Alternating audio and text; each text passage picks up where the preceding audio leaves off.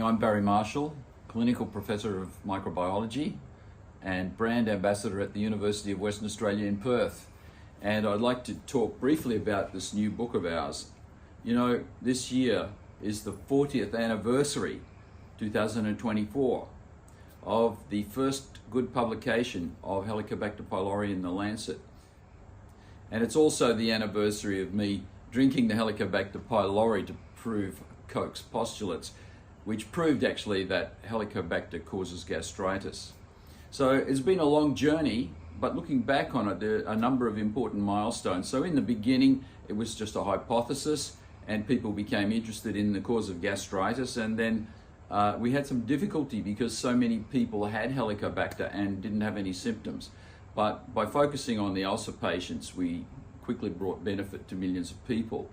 So the problem initially was that we didn't have a very easy diagnosis or treatment. So these things were tackled in the first, say, 15 years. And by 1990, we started to see double-blind prospective trials showing that eradication of H. pylori was important for the prevention of peptic ulcer disease and gastric diseases.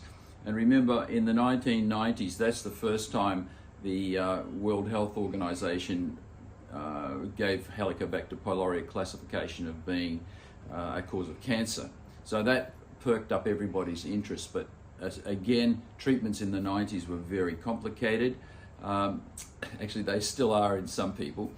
But the thing that happened in the 90s was the advent of the proton pump blockers. And so we knew that you must eradicate the acid before you can eradicate the H. pylori. And so by the year 2000, the scene changed. And we saw that very easy, high cure rate treatments were available. Also, breath tests were available, so family doctors and non-gastroenterologists could easily diagnose and treat Helicobacter pylori. So then in the Western world, quickly we saw a big transition with millions of people being treated. And now everybody else has embraced those technologies. And, you know, I visit China quite often because there's still about 350,000 people per year who die from stomach cancer in China, which is all probably caused by Helicobacter pylori.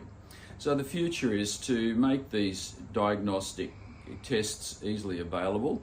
And the new thing is to give people precision medicine, which means actually get information about their individual Helicobacter infection so that we can predict which antibiotics are going to be most useful. Then we can have perhaps shorter courses of antibiotic treatment with high cure rates and low side effects, just as we did in the beginning 20 years ago.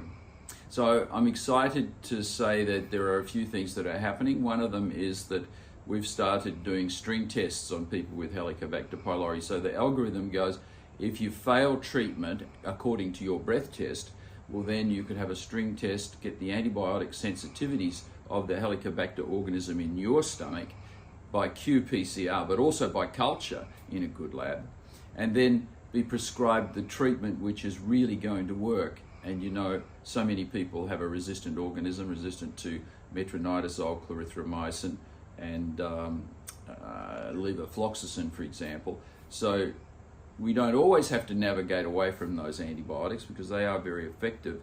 But in a lot of people, we would like to know the exact sensitivity pattern of the organism so we can treat the H. pylori with confidence.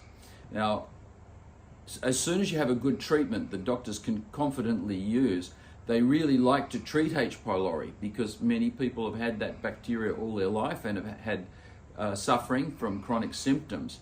And so it's such a reward for the doctor to be able to cure somebody just with a course of antibiotics. So I encourage everybody to keep looking for the latest advances in Helicobacter pylori treatment.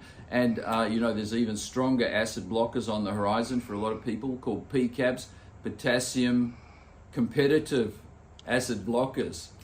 It's hard to remember that name. But the PCABs are a little stronger than the PPIs, and we've seen pretty good cure rates with PCABs, even just with amoxicillin in longer courses for resistant cases. So it's an exciting time, and I'm glad to be involved with it, and I hope you get lots more information and a good overview from the chapters in this book.